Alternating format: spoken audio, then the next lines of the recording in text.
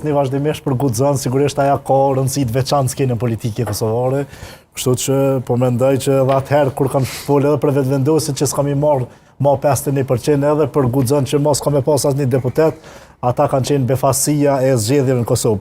Po mendoj që edhe kësaj here lëvizja vetëvendosje ka me arrit me rujt numrin e përqindjes së marrë në zgjedhjet e 28 dhjetorit, por ajo çfarë mund të them sot është se në politikë, nëse në parti politike shkon si pazar, atëherë kemi me përfundu si kusur.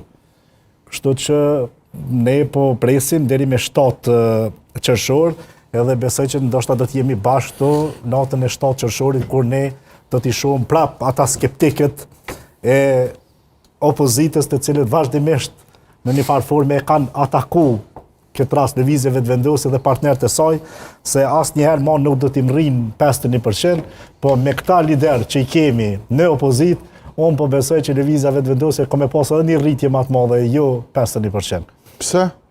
Sepse nuk ka kundër kandidat. Po që do të ketë efekt pozitiv që ka shkuar jeta andej, është më mirë për vetëvendosjen këndej?